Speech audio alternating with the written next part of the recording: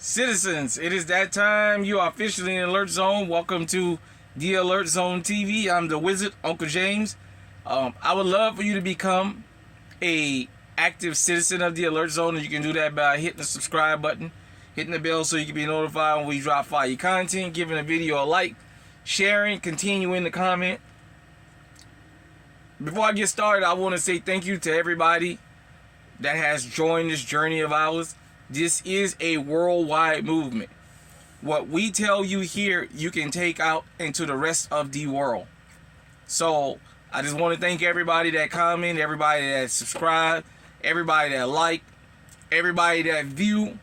You know, even for people who don't give the like or comments or what have you, it's still important, and I still appreciate that you guys and girls are stopping by. So I wanted to talk about shit hitting the fan. The food desert that has been created. Basically. So, you know, when we think about shit hitting the fan, we always think about like robbers. You hear people talk about the zombie apocalypse and stuff like that. But we don't ever think about things in our daily lives where shit has already hit the fan and we just didn't notice it. And it's coming to pass. And technology played a part in that. And greed and what have you. Let me say this. I know we get on California for a lot. A lot of us. We take a lot of shots out the state of California. I am going to shout the state of California out for one thing. There is no Walmart supercenters in the state of California. As far as I know. If you're Californian, let me know. As far as I know, they voted not to have years back. At least up until 2010, I know they didn't have any. But not having super Walmarts benefits people in the sense of it didn't run the grocery stores out of business. Oh, what are you talking about? Are you talking about the food deserts that was created? Across the country, Walmart supercenters, pretty much Walmart stores, are starting to close for various reasons. They talk about the theft and what have you, that, you know, Walmart, for those young people, you may not remember, Walmart started off as a little small department store. It was small, just like Kmart and what have you. There was a lot of things Walmart didn't offer. And then they went to the supercenter. And when they went to the supercenters, they started selling groceries and what have you. And I'm not going to say Walmart is the cheapest store. It's not. It's convenient. Most people shop there because it's convenient. They can get 90-95% of everything they need in one place. And that's where they decided to go. That's your business. Back in New Orleans, the St. Thomas Project, back there, part of it is Walmart now. Where the St. Thomas Project was back there. And I remember when they tore the project down and Walmart was coming, that people on Magazine Street was posting no sprawl mart signs, no sprawl mart. And all the small businesses that had been mom and pop joints for 20, 30, 40 years was saying, if Walmart open, they're going to put us out of business because everybody's going to go there because it's a one-stop shop. And that's what exactly happened. And it happened like that all over the country. Now, certain places I've seen where Walmart is pulling out, especially in small town America, they literally created food deserts. Some people are going to have to go a couple towns over to get food, to get essentials. Because in allowing the supercenters to come in and everybody going to the supercenters, the small businesses folded. And now, if you had a grocery store in your town and Walmart showed up and everybody started going to Walmart, well, when your grocery store closed, that gave Walmart the monopoly. So people never thought that Walmart would ever close these stores. Now they closing these stores and people saying, what are we going to do? And this is not a rant against Walmart. I'm just saying food deserts and where this is going. People are going to start to get hungry. And most people are not going to think to other non-criminal means. That's what I'm saying.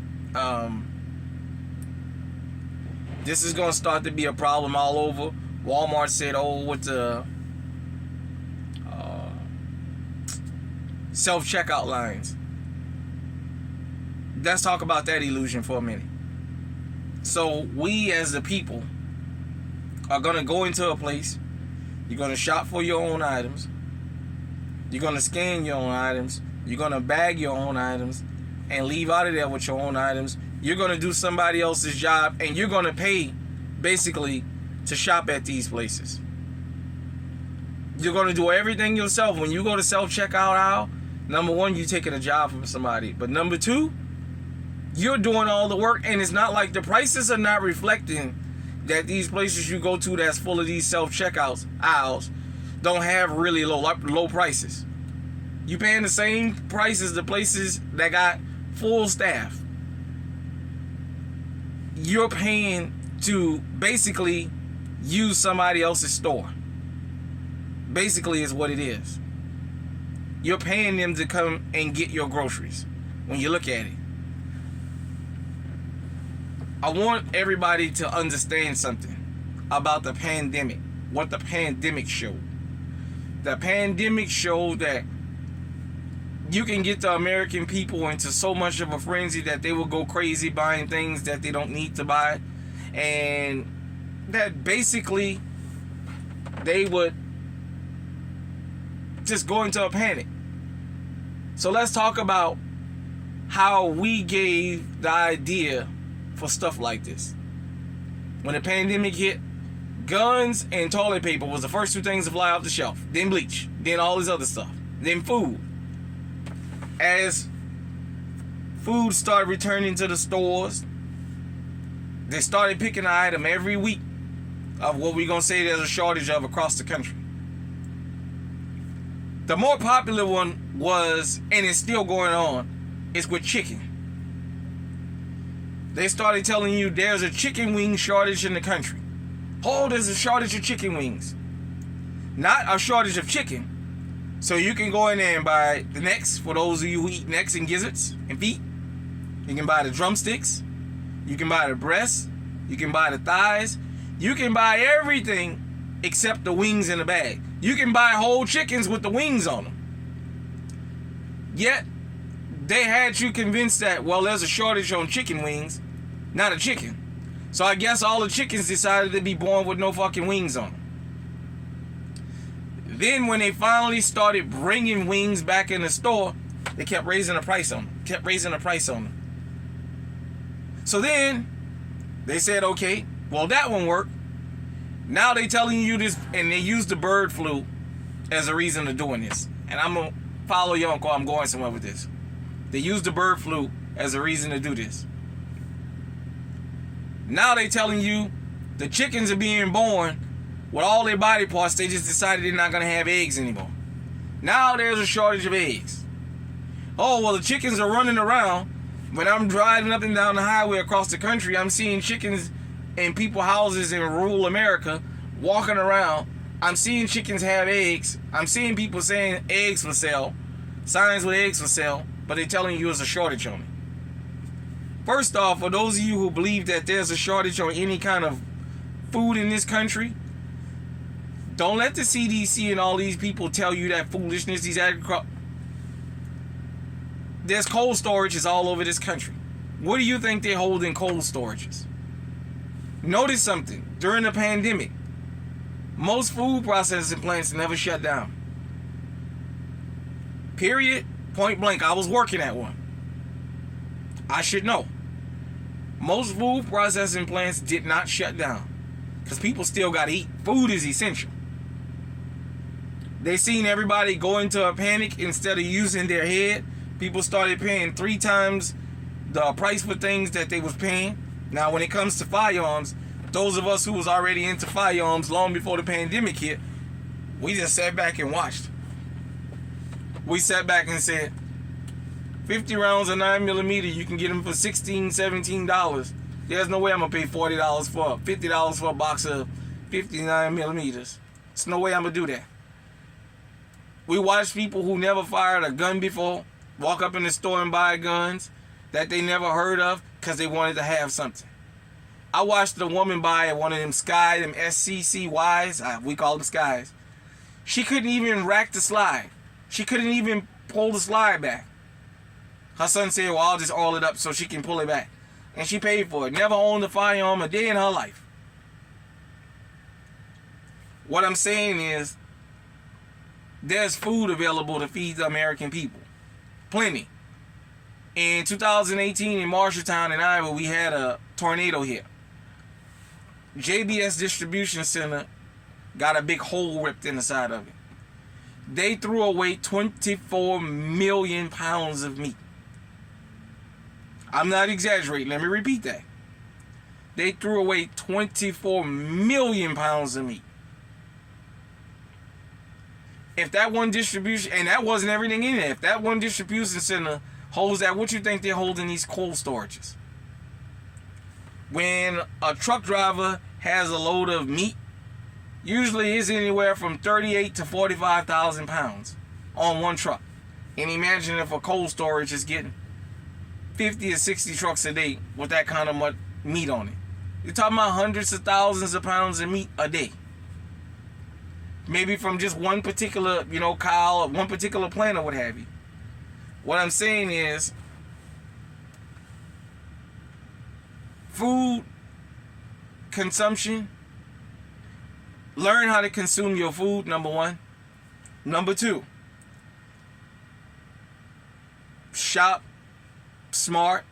Number three, don't let them tell you that there's a shortage on food. There's no shortage. Believe me, there's no shortage in food. But food is used as a mechanism of control. Why do you think Bill Gates keep buying up all his farmland? He's playing the long game. When he's dead and gone, his heirs are going to have a lot of farmland. They may start farming different types of food. They can control the price, but then they can control society. Because the body can't live without food and water. All these people know all this stuff. The stuff hit the fan when the pandemic hit. And America went into just total hysteria. For those of you who came from the old channel, you remember last year, at the end of the year, last year, the last week and a half of December, last 2 weeks of December, and the first week of January, I was down in Mexico. 3 weeks. Now they tell you Mexicans, this is this big poor place where everybody standing on the corner begging, everybody trying to jump across the border. That couldn't be. There's a lot of people down there that wants to stay down there. I'm just gonna say that. There was never a shortage of anything. Not one time did we go in a grocery store, restaurant, anywhere, and they say, hey, well, there's a shortage of ribs, so we can't sell ribs today. There's a shortage of carne asada, ranchera, camarón, shrimp. We never went nowhere where they told us, oh, there's a shortage of tortillas, so we can't sell tortillas today. There wasn't a shortage nowhere down there the whole time we was there. Nowhere we went or nowhere on the TV. Yet we live here in America, and we got these people constantly telling us about what there's a shortage of. Sorry about that, everybody. I've seen the groundskeeper where I'm parked at. So, I just want to say, the experiment is in place to see how many of us gonna go crazy again. If you own a firearm, especially if you live in one of these states that's overran by hogs, man, don't tell me about your religious beliefs and all that. If you own a fishing pole, you can feed yourself. You can feed your family. Period, point blank. You can figure the rest out. You can feed your family. Let me know what you think in the comment section down there. Like I said, this food desert thing is starting to spread, and they're going after small town America and pulling these Walmart stores to California because they didn't have these super centers. There's still groceries. Where I live, we got a couple grocery stores in town, several, so we don't have to worry about that.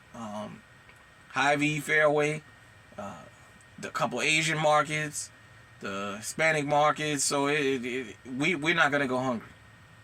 And if all that closed, me and my Ruger 450 and my Mossberg 535 and my Ruger SR 45 is going out in the woods.